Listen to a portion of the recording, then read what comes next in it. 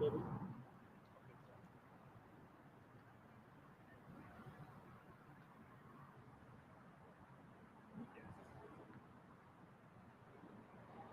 right, everybody speak up to get this thing over the mic. All right, good afternoon, everybody. My name is Bill Turner. I'm the State Emergency Management Director here in Connecticut. Thanks for joining us for our 3 p.m. press conference. I have with me the same lineup of speakers, representatives from the Department of Energy and Environmental Protection, Eversource Connecticut National Guard, as well as the town of Berlin. To start us off, I'm going to welcome up the Chief of Fire for Berlin, John Massario. Chief. Afternoon, everybody. So just we'll make these updates brief. Daily, not much has been changing between the morning operational period start and our afternoon briefings. It's been pretty consistent, and you probably noticed throughout these briefings with you. So just real fast, our current focus operationally with air support has been to the north and the south. That's where the current bulk of the active fire is. We have 2 resources working at the south end, and we have Maine's resource working at the north end behind us here. Our wildfire ground crews are continuing to hold the east and west flanks of the fire, and they're doing that with success. We're estimating the fire to be about 107 acres. I know there's been a lot of conflicting numbers back and forth. Part of the reason for that is the multitude, the varying technology sources we're using. We're using information from drones, as well as aerial mapping and actual crews on the ground to walk that perimeter to gain these numbers. So they have varied a little bit, and that's part of the reason for it. It doesn't necessarily correlate to fire growth. The fire growth has been pretty minimal. If you look at it on a map and spread-wise, we're looking pretty decent there. We also have crews now working to map a containment zone, just so we can start estimating forward progress on an actual containment of the fire. I know that question's come up a few times, so we really don't want to call it contained right now until we can actually get a good visual on what that looks like. Other work that's been going on towards the far east of the incident at the base of the mountain on the Westfield side. It's the Westfield side. We have a dozer team that's now in there operating to clear old truck roads. They're clearing and improving them. The whole purpose of that is going to allow for water tankers to reach the top of the mountain, where we're going to place a drop site. Once the aerial operations cease, ground crews will use hose lines to assist them to hit those hot spots, get into further into the center of the fire, make sure everything's out. Those roads, I'll just touch on this. Those roads run through a varying array of ownerships. There's land trusts, there's private land, there's maybe a little state land in there. We've made notifications, and we're working to let all those property owners know what's going on. We don't just want to blindside anybody with our operations over on that side of the mountain. So we're putting that out there. The reasoning for that operation is to assist at the top of the mountain. I got no further updates on my end. I'll let Tom come up and speak to the fire side of it. Good afternoon, everybody. Tom Trask, Forest Protection Supervisor.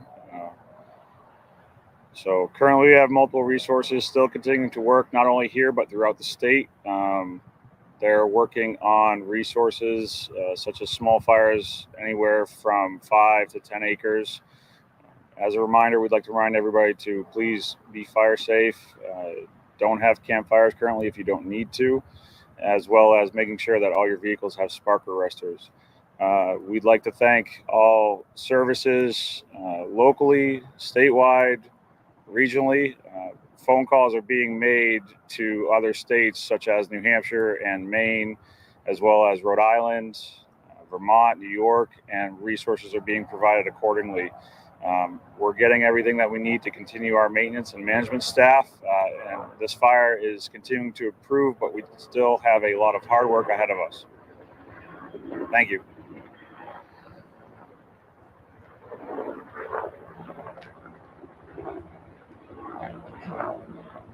I'm Major Mike Wilcoxon. I'm the Director of Public Affairs for the Connecticut National Guard. So updates from us is that our air crews are doing excellent. Again, we trained for this. They're up there. They've done overall 80 water dumps on the affected area, and they've dropped over 51,000 gallons of water. Doing a great job. They are members of our community. A lot of them work in the towns here and close to here, so they're very happy and humbled to be able to help give back in this way. All right, I just want to give one additional update from the state emergency management perspective. We have submitted a verbal request to the Federal Emergency Management Agency, FEMA, through Region 1, requesting what is called an FMAG. It's a Fire Management Assistance Grant. And really what that do, it's a tool in our toolbox that will allow us, if granted, and it's based on certain conditions being met, but really help us to recoup cost associated with the response to this event. So there's no guarantee that we'll get that, but we're going to make every effort to get that federal dollar assistance in, as this is becoming a very expensive operation. And we know that it's going to continue for some days, and it just allows us to get additional federal support in on a cost share basis to help us respond and recover from this event. Otherwise, I'll open it up to any questions that you might have. Do you know how expensive? We're still tallying those numbers, but the National Guard, has put out some preliminary estimates that, a day like today with 2 helicopters could cost upwards of $100,000. And, yesterday, not flying all day was somewhere around $60,000. That's just one agency. So you start doing the math with all the agencies involved. Obviously, aviation is very expensive, but, you start adding all the numbers up, and we're getting into the hundreds of thousands of dollars range very easily. Are you guys getting this could be for anyone who can answer this, are you guys getting any closer to perhaps identifying what might have started this fire? I'll look to the fire chief on calls. Yeah, so our investigators have been up into the suspected area where the fire started. They conducted their investigation. I believe that they're just compiling some of that information. They will put out a cause. We'll just wait for them to finish that up, and we'll get it out. Do you know loosely when that could be happening? I expect maybe by the end of the day or tomorrow morning, we should be able to get you something on that. And you said it was likely the top of the mountain was where it started? Yeah, the initial response was the fire was noticed to be about maybe 100 feet below the top of the ridge line, which puts it pretty close to the trail system up at the top. It didn't start down low from these neighborhoods here. They expected that it started from towards the top. And it's safe to say that this will continue most likely into next week. With the current progress on the operations, we expect that we should have a good hold on it by the end of the weekend. That's not to say that crews won't be out here for an extended period past that. There's a lot of area up there to cover, and it's not easy to get to some of these locations, so that could just kind of hamper the amount of time it takes to get those teams in there to finish up. How are the conditions today? It's obviously the wind seems to pick up in the afternoon. It seems like there's less smoke, at least filling where we're standing. You can obviously see the hot spots there. But what have the conditions been like today? So when we came in this morning, conditions were definitely better than the last few days. The dew point was up, and obviously we had a little bit of rain. It was a good moral boost, but didn't do much for us on the ground. Conditions up there are still very dry. If you look around at the grass around us here, you can see that little bit of moisture really did nothing to soak into the ground. So conditions are pretty consistent to what we've had for the past few days. Wind is picking up a little bit now from this morning, so that might cause some flare-ups. It's just something we're working with. I apologize if this has already been asked previously. The investigation, who's leading that? The investigation into the fire is being led by our town's fire marshal's office, the Berlin Fire Marshal's office. Yes. Are they getting assistance from state police? Nope, they've handled the. They were up there with state police, but they are primary on the investigation. I know earlier you encountered some folks up at the top of the mountain around some of the trail systems. Do you have a message to people as we head into the weekend? Yeah. About the operation? We'll definitely reiterate that the parks are closed. Nobody should be accessing any of the trailheads from either the Meriden, Westfield, or Berlin sides. It was one person that one of our crews came upon up towards the top of the mountain. They were quickly turned around. What happens is if somebody is up there, we have to stop our air operations. So obviously we don't want to do that. If the public could just assist us by staying clear of the area, we very much so appreciate that. And is it today around 45 personnel on the mountain today? You got the number on the personnel right now? Yeah. Current staffing on the mountain is approximately 40 to 50 individuals, along with UTVs and other resources such as the dozers. And there's that out-of-state assistance still today, New Hampshire and Rhode Island, I think? Yes, New Hampshire is coming in and assisting us in the mid-level command staff. Rhode Island is continuing as a IA resource to help us mitigate several of the smaller fires we have active in the state.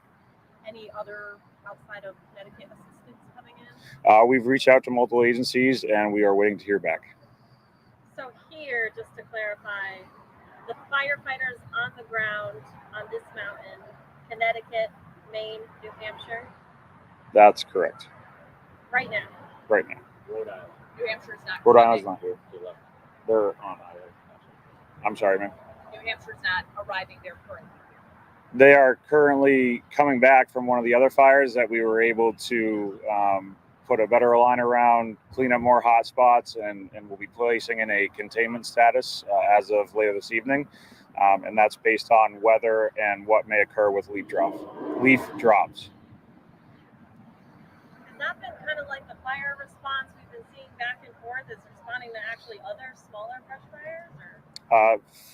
That's a local question. You guys have Yeah, throughout the past few days, we've had, I believe it's 3 other incidents that involve a grass, brush, or forest type fire. 2 of those were rather small. They were more located in the urban areas of the town. One of them was a little bit larger. It was on the north side of Hubbard Park on Berlin property, not on the Meriden property. It was in Berlin. Those fires were estimated. There was 2 separate fires. They were estimated at a half acre each. The crews went out there, were able to lay in. There was much better access. They were able to lay in hose lines. They took care of it really fast. I think they were only out there for about 2.5 hours before it was wrapped up, contained, and called extinguished. And again, I apologize if this has been asked, but they're circling. They seem to be making their way around. How does this actually work? And I don't know if this is more of a question. Yeah. Like, how do they handle the drops? That they all of a sudden are there, moving? How are they able to kind of get water and move on? So they're just on a rotation when they took off from their respective landing zones. The National Guard goes back to Bradley in the evening, and Maine has been stationed down south a little bit further in a field we have here. So they all start at slightly different times. They stagger, allowing them to have better access to the Silver Lake area. That slight staggering just allows them to come in, loop around, and then come back up to the fire. That way there's a consistent path and they're not flying at each other, creating unsafe situations. So are they pulling the water from Silver Lake? They are pulling water from Silver So they Lake. don't have to so they literally are getting down. Those baskets are able to pull the water up. Correct. And then, okay, got it. Tom, do you want to talk about drones?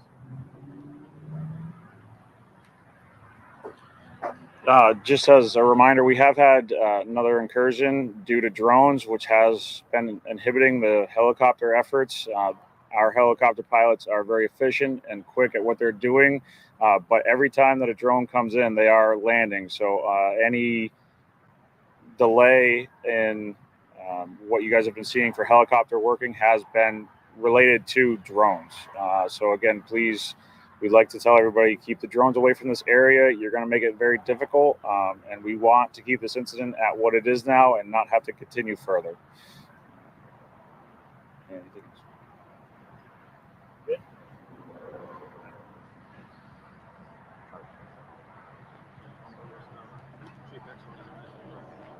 else? Yeah, so we'll do one more at 9. Thank you. Thank you so much. You're welcome. How long are you guys going to be on the airport? Until 5:30. Till 5:30 and then